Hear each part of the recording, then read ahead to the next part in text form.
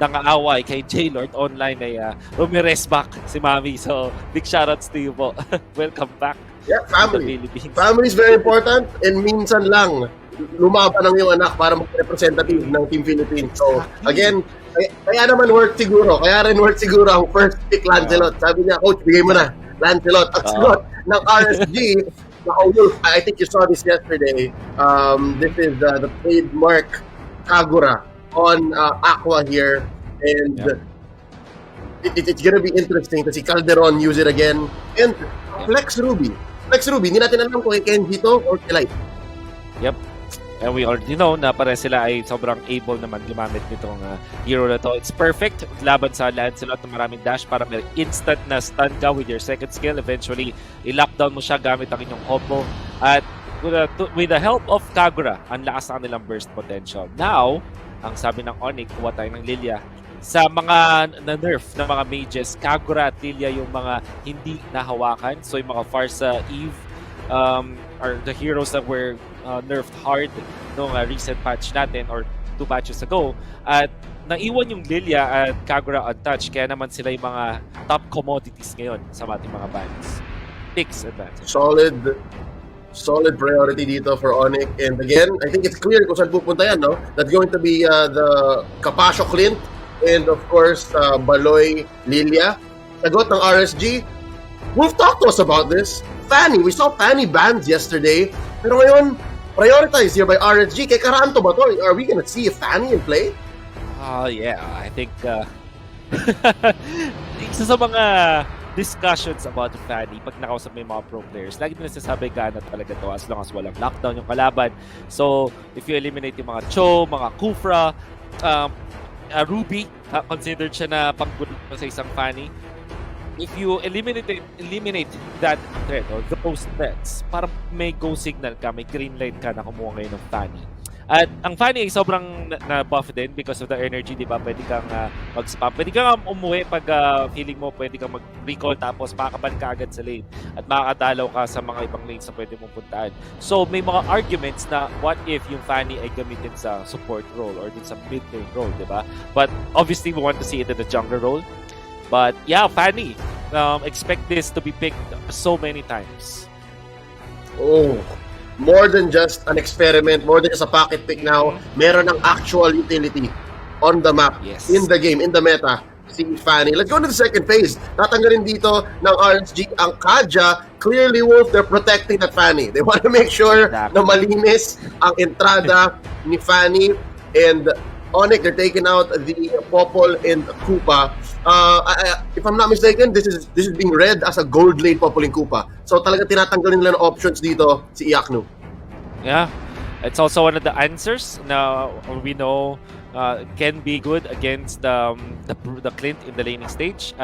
Although imagine mo, meron silang Lancelot na masaya na may Popol and Koopa sa kabilang team. But they still ban it kasi they know na mahirap siya sa lane stage. Wanna make this perfect. So baka i-close out nila to with a Brody ban sa last or maybe a Kimi ban para laban sa RSG para may make sure nila na itong Clint ay maganda talaga ang game. Let's see, it's the Brody. So one of the few options left para sa RSG in the gold lane ay baka yun nga, it's the Kimi. And now it's their turn. Anong itatago nila dito, Wolf? Yung kanilang XP lane or yung kanilang gold laner for the last pick? We'll see. Again, we can even say na flex itong Ruby. Baka nga ito ang mag-XP lane dahil wala pang XP lane ng Onic. That's right.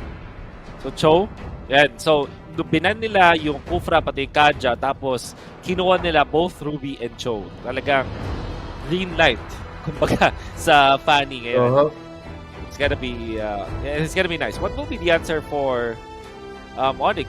Kuha ba sila ng Phobius perhaps? Kasi daming dash dito sa RSC for thinking about it. At hindi na pwedeng mag-min si bigla yung RSC. So instead, it's Esmeralda na kanilang ikunin niya. Yep. Phobius got banned by RSG dito sa that's right. ban nila. But this is another hero na hindi ko alam kung bakit bilang na-relegate sa second phase si Esmeralda. Dati, kahit blue side, first pick Esmeralda, okay lang, right? I'm talking about World Championship era. Pero ngayon, biglang naging specific siya. So, ganun ka-open. Ang XP lane ngayon, guys, ganun ka-open na yung kasing lakas ni Esme, ay napupunta dito. But look, there's the Akai. They're trying to still really pin down this Fanny. Yeah. So this means na Clint talaga ang magiging katapat ngayon ng RSG in the gold lane. So you pick your Manaog heroes now. So mga Bruno, I would say Kimi yata yung best choice para sa kanya. Pero pa rin Claude, although hindi ka din ganun ka confident sa Claude kasi ang taas ng early game potential ng Onic, so baka ma-run down ka ng aggressive heroes ng Onic. So I'm thinking about maybe Kimi or Bruno para sa RSG para at least meron din silang early game damage output. We'll see. It's carry instead. Ooh. Okay, so we're going classic here, Leo. Kasi kung papansin natin, Akai used to be the answer to the Fanny. Tapos, tatapatan mo yan ng carry para kung may haharap, katulad ng Esme at ng Akai, ay madadamage mo agad siya. So, meron kang backline damage dealer which is the Fanny. Tapos yung nasa front lines na Esmeralda pati na Akai, it will be answered by the carry. So, it's gonna be up to Mr. Bong or si Yakno kung paano niya ubusin or i-shred yung mga frontliners ng Onic PH. To be fair, looking at the draft now, no, it looks like unless maganda talaga yung simula ng RSG, they're gonna make gold lane safer. Kasi between the Clint and the carry, parang in control si Marky Capaccio dito. Pwede siya magsabi kung saan yung engage, ano yung engage, and again, lalo nang bumibisita si Bimo. It's going to be faster, at least for the side of Onic this time. So, we'll see. We'll see how it goes. Ang kanilang jungler ay Lancelot pa. So, what does that look like? Ano yung matchup ng Lancelot at Fanny? Ano yung matchup mo? We're gonna see as we go into the map here. Yeah. Game number 1. Panoorin natin. Saan magsisimula? Okay, so if you're asking me what the matchup will look like, agawan sa purple buff to for sure. And interestingly, parehas silang nasa off-side ng Lita Wonder magsisimula. So that's very interesting to me for me to see. Siguro pinoprotektahan din ng Onic. Kita mo, tinutulungan siya ng Akai. Kasi itong Cho plus Kagura sobrang bilis mag-rotate dito. Yep, and already pinasok na nga ng Cho and Kagura combo. That's Aqua and Light coming in. Masa sandwich dito, si Katipon, that 3 members going for the answer and pushing them back.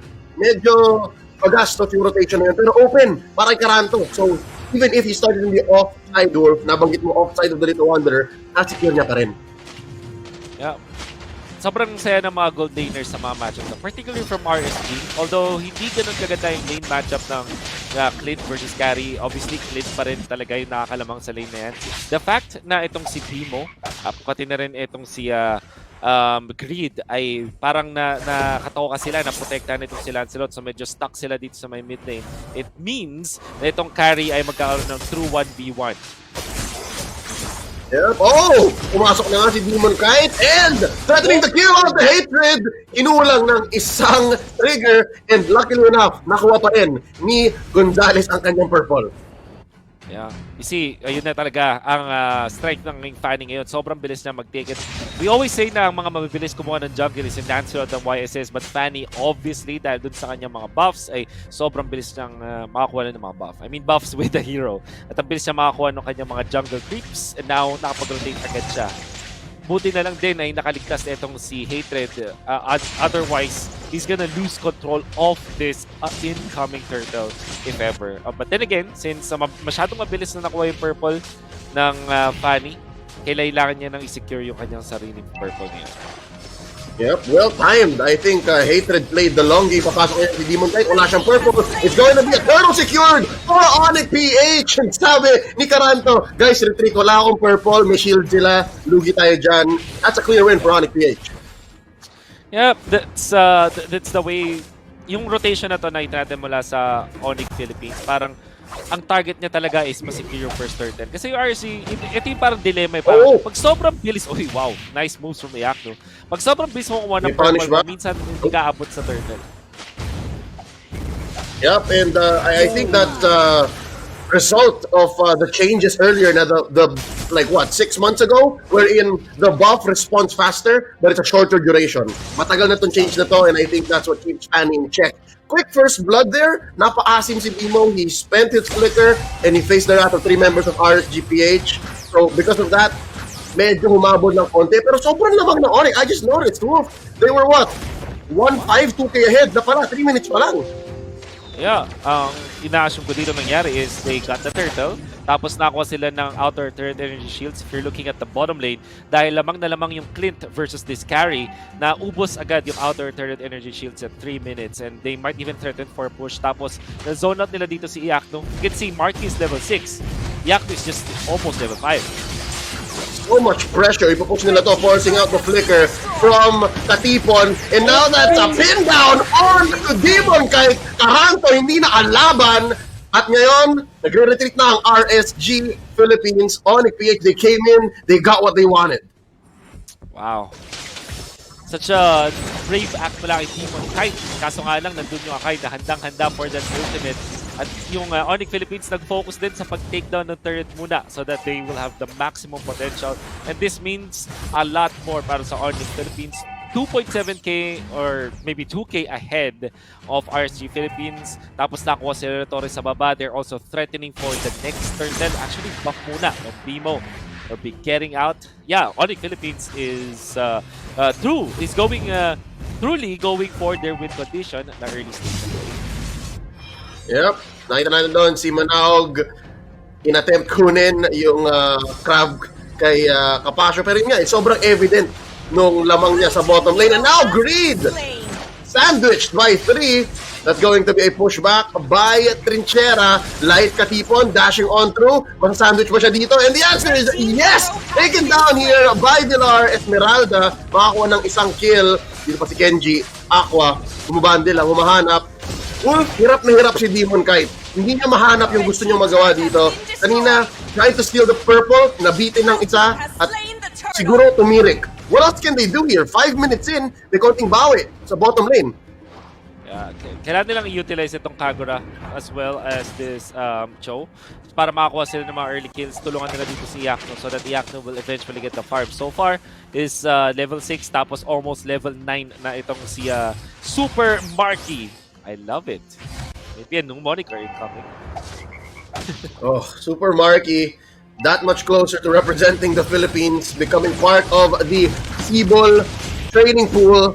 Now bottom lane, sobrang hirap, sobrang bigat ng trabaho ni Light dito. Kanina pa siya pumupunta dito sa bot lane. And I guess that's why they couldn't find the aggression. They couldn't find ways, and now they're gonna start choking out Demon kahit na nakawin na ni Gonzalez ang purple buff ni Caranto. And there's a sandwich play! Aqua! Bursted down! Kinaman ng Hurricane Dance, and Wolf, sabi mo kanina, kailangan nilang gamitin yung Kagura. Onic PH not letting it happen. Yep. They're forcing yung mga gatong mga clashes. So what I like about Onic Philippines and what they're doing right now is kinukuha nila yung mga melee objectives like that purple and Dilar na hello! My old teammate! My God! Oh. Dilar's teammate. Kami nga pala iniwan mo. This is a very personal match right now happening in the upper bracket game number 1. 4-2, 6 minutes in, 5k gold lead na halos ang Onic Philippines dito, and ayaw bumitaw ni Super Marky. Super Marky kapasok sa mga tore. He gets the kills where he can. Actually, wala siyang kill. He's just been taking down turrets all game. And RSG Philippines, hirap na hirap sila. Look at this, there's another fight down bottom. Dalawa ang ina-isolate ni Trinchera. And buhay na buhay pa siya habang nag-push sa top lane, ang Onic. It'll be very tricky. Ice Queen 1 na dito para kay Greed, which means na ang lakas na nila manghabol. With the help of Dilar, they can really run down the members of RSG Philippines. Which means na kapag long drawn yung mga fights, Onic Philippines na ang mas papaboran, lalo na din sa kanilang sustain. For RSG, kailangan nilang manggulat. Gamitin nila itong combo nila. They have Ruby as well as the Cho. Kaya nilang mag-lockdown at pwede nila din mahuli si Hatred if ever. Eventually, look for that counter. Kailangan nilang makancel dito si Bimo yung kanyang Hurricane Dance by maybe reserving the cheat Kundo. Para din mapigilan yung Hurricane Dance nga na yun. So, ang dami kailangan gawin ng RSG Philippines, but sabi nga nila, this is still winnable. Meron pa din silang late game carry na itong carry ni Diablo. So that's what they're banking on. We're sitting at the 8-minute mark and naging Lord na ang ating turtle. Hindi na hinabol ni Hatred yon. And look at this! Whoa! Si Bimo! Si Ian Serio! Tinuo, sobrang confident niya. Sobrang alam niya na siya yung pivotal point na pag hindi niya napigil itong Akay na to, walang magagawa ang RSG Philippines. This is just confidence through the roof. Yeah, exactly. Ramdam na ng Onic Philippines yung strength on their lineup, and this is what they need to do. It still is in the mid game, diba? So, if I'm not mistaken, hindi nila kinuha yung turtle. Hinayaan nila mag-Lord. So, what happens here is, dahil dun sa mga patch changes nga natin, since Lord now spawns at 8 minutes, kapag pinatay mo yung turtle na around mga 7 minutes, 40 or 50, matagal pa mag-spawn yung Lord. So now, Onic Philippines wants to maybe eliminate lahat ng mga outer turrets, mga inner turrets, and eventually get that inhibitor. Pero because of the level 1 Lord, baka hindi pa rin nila makuha at matagal din ng turtle spawn. So, Onic Philippines, nakuha pa rin dominant size by Kenji. Ito yung sobrang kailangan ng RSG Philippines, and now they get it. Yep, there's a chance now that they can quell the sustainability. Siguro mid-duration engagements, baka may chance na ngayon ng RSG Philippines. Some good news for Onic, top lane, napaputok na nila yung inhibitor defense shield. So, Lord marching in, perfect timing yan. So, pwede nang hanapan ng laro dito ng Onic, and they might play very fast. Oh, this is a very fast game. Bottom lane, Falling Star Moon already used by Dilar, and they're just sinking the waves. Bottom lane, ang laki ng flow niya, no? Look at that. Yep. So, ang daming sasagutin dito ng RSG Philippines. Almost na magkakasabay lahat ng mga lanes. It's well executed mula sa Onic Philippines. Kapahirap gawin, but it looks so magical when you see it. Now, three-pronged attack mula sa Onic Philippines. Masasagot yung bot tsaka itong mid lane. Can RSG defend how? Here we go. Let's see. Wala nang burst damage dito sa torrent ito. The inhibitor's gonna fall. There's the jumping by Dilar. Marky Capasio. Binasag yung torre. Munti ka na doon. Si Baloy. And they're gonna go in. Wave the Dragon. Onto Hatred. Katipon gets the kill. Bottom lane inhibitor. Still standing. Mid goes down. Lord. Madedepensan dito. RSG Philippines. Humihinga pa. Buhay na buhay. That was a good defense given the situation. Was it dalawang torre nakuha ng Onic Philippines for the death of Hatred? I think that's a good trade on their side for sure.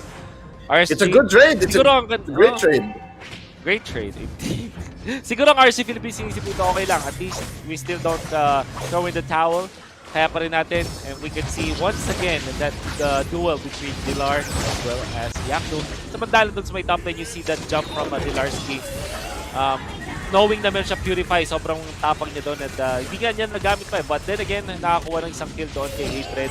But this opened up a lot para sa Onic Philippines. Biglang nagkaroon ng ghost signal din. Ito si Marky, sabi dito is, I don't even need my Purify. Wala naman din Way of the Dragon, so makapag-push talaga ako. So, Onic Philippines got the better end of the deal. But RSG Philippines, meron pa rin naman silang mga tore ngayon. They still have their base intact. They have to wait na lumakas na tong carry ni Yakno and then eventually try to outlast Onic Philippines. We haven't still seen Kenji activated. Ang daming kailangan pang window na mahanap ng RSG Philippines. And the kill score doesn't say anything about it. 4-3, napakalapit, pero yung sitwasyon sobrang hirap. Almost 10k ahead ng Onic Philippines dito. The second Lord spawned him at hindi pa siya luminous. Ganun kabilis na nakuha ng Onic yung Lord dito. Ganun kahirap ang pinapasukang window ng RSG Philippines. Ito yung butas ng karayom. Ika nga na opportunity. So Yakno really has to find his way here. Wait lang, si Aqua mag-burst down. There's the final execution. Turnaround! Greed! Baloy ang tatapos. Kay Aqua, hindi makaporma si Calderon. It's not the same Kagura he was playing yesterday. Unfortunately, hindi enough yung kanyang burst against Greed. And dahil nga meron pa rin ultimate doon si Greed, meron siyang Black Shoes. Na-outplayed doon si Aqua na nag-try na mag-burst. And now, double Ice Queen Wand available para sa Onic Philippines. Rundown dun sa carry, rundown dun sa Ruby. It's looking really bad now para sa RC Philippines. But we'll see. Hindi pa rin kumukuha ng defense items dito si Yakno, and that's understandable. Ang hirap kasi makahanap ng farm. He's at 7.2k, which is 1K below dun sa position 4, dun sa mid lane ng Onic Philippines. And may almost 2 items ang kanyang hahabulin kontra dito kay Super Marky. Yeah, hindi na yun yung sa totoong laban eh. Hindi na yung 1v1 eh. Iakno is playing against time. And bottom lane is gonna fall. Light pumasok sa may likod. Gets a TikTok. Way of the Dragon finishing off Super Marky. Isa pang kill. Babagsak din dito si Vito. 2 for 1 so far. Buhay na buhay pa. Pero yung Lord, bumanat na dito sa base. And just like that, all falls down. Mahanap yata ni Bong yung window niya. Wolf! That's 4 for 1 trade on the side of RSG Philippines. Onic retreating right now. Si Pilar na lang ang natitira. Ano nangyari doon? So many shutdowns mga coming up from Asean. To answer your question, we get to see it again. Ito yung TikTok play mula kay Light. Pinilit niya talaga and it was all well and good para sa RSG. And then Hatred trying to hit the base. Kaso na kill niya ay inaatake na siya. So he had to use his Thorn Rose against this Kagura. At unfortunately, dahil doon ay na-lockdown siya. May kita na nga natin, every time that Kenji is still alive, there's still a lot of control para sa side ng RSG. And look at that, Iakno kumakatina laban dito kay Dilar. I wonder kung ilan yung nakuha nilang gold after that. Oh no! Well, wait! Iakno in trouble. Natalunan at napasabugan. The shutdown to the shutdown. Baloyski pinabagsak ang kanyang dating ka-teammate from the original Onic lineup. Okay, Wolf, how much? They closed the gap from dati 10k, naging 6k na lang, tapos ngayon lumalaki na ulit, 7k. And this time around, I think Onic just really wants to end it. Hirap-hirap ng RSG, wala na sila nung kanilang glass cannon. Papagsak dito si Light, Immortality Pop, not before Marky goes first. So may isa pa silang kill dito. Aqua goes down, Hatred finishes him off. Sumasayaw dito using those cables. Naranto sa pupunta. Demon Guy, so much damage! Not enough sustain! It's coming from Genji, keeping the Fanny alive!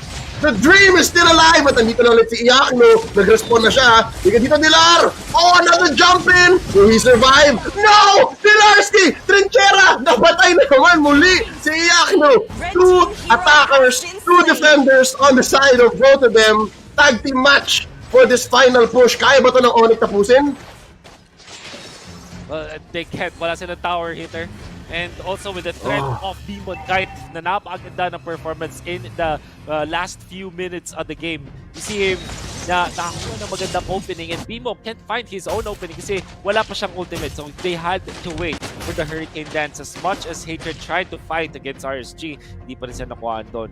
And si Super Marky, halos makakuha na siya ng exit using yung flicker kasi pwede mong gamitin yung flicker. Pag na-time mo ng perfect, ng maganda, mapapalayo masyado yung wave of the dragon at mapapatulong pa sa'yo. However, RSG Philippines, masyado maganda yung angle ni Light. Kaya naman nahuli pa rin doon si Super Marky, which is brunt of the damage ng Onic Philippines.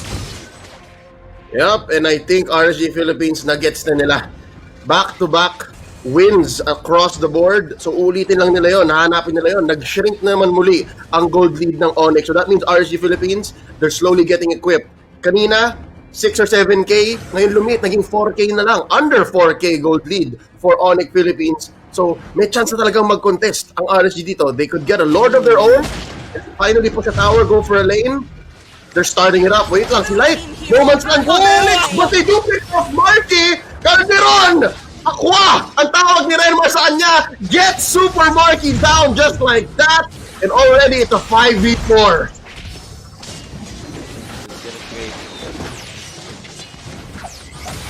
This is a scramble, Wolf. Hard to contest. Sobrang importante ni Marky. A lot of damage he's putting on the board and it's not enough. Both these teams know na hindi kanila to kasi kailangan mag-manage ng RSG Philippines ng waves.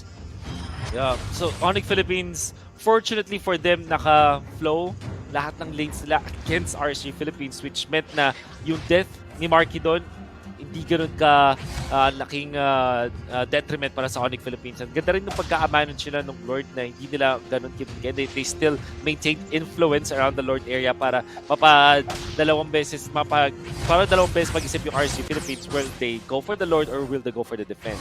Sabi ni defense, sabi din ni Demon Kite, push siya ng top lane, will just report back out. And now they have found Aqua. Ito yung mga hindi nila nakita kanina, so hinahanap na nila ngayon. Here we go. Aqua again. Bursted down by Baloy. Nasan yung Bawe? Pumupush across the board ng RSG Philippines. This is the perfect distraction that they need. And will finally Demon Kite get a purple? I can't see. Oh, I think he does have it. And now he's going for it. Takes down Greed. Hindi nakapag-purify away. Wala siyang black shoes. Wait the dragon. On the Super Marky. Kapasha falls. It's a 4v3.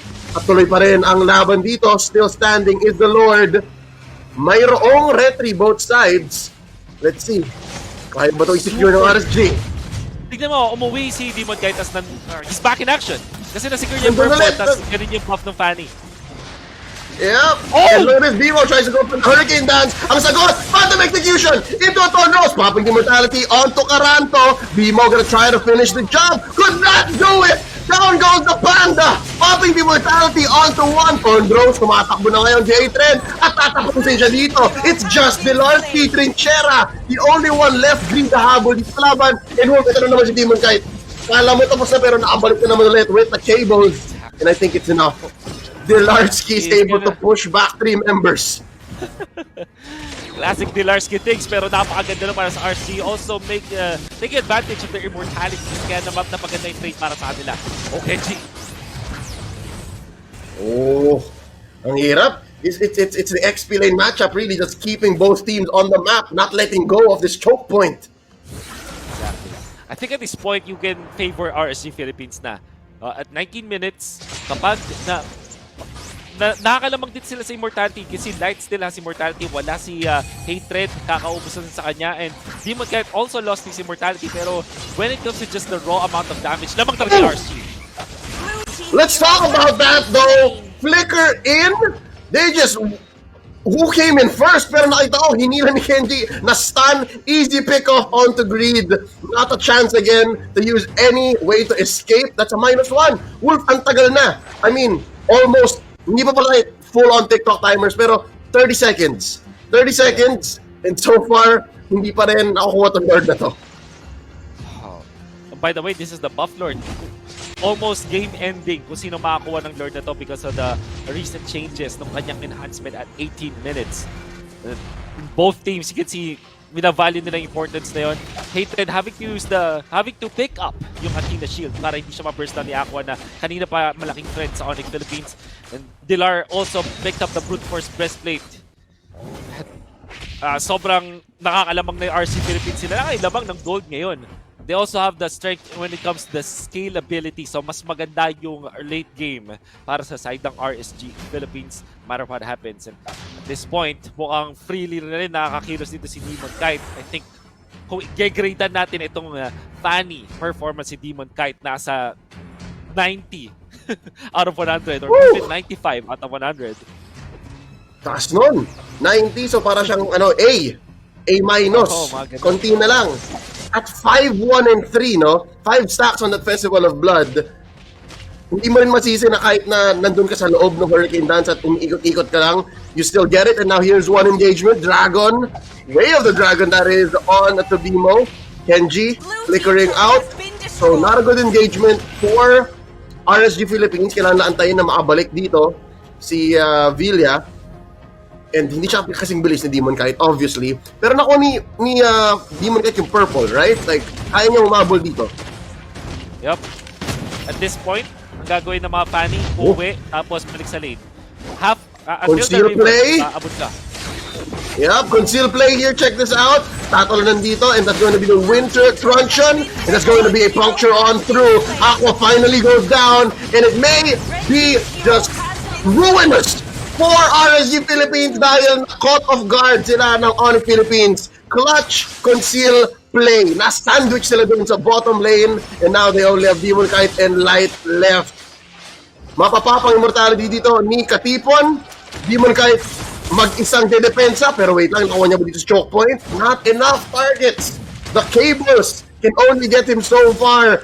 Waves can be managed, pero ang dami pa rin. 4 na membro ng Onic dito ang tatapos sa base nila. Onic takes game number 1.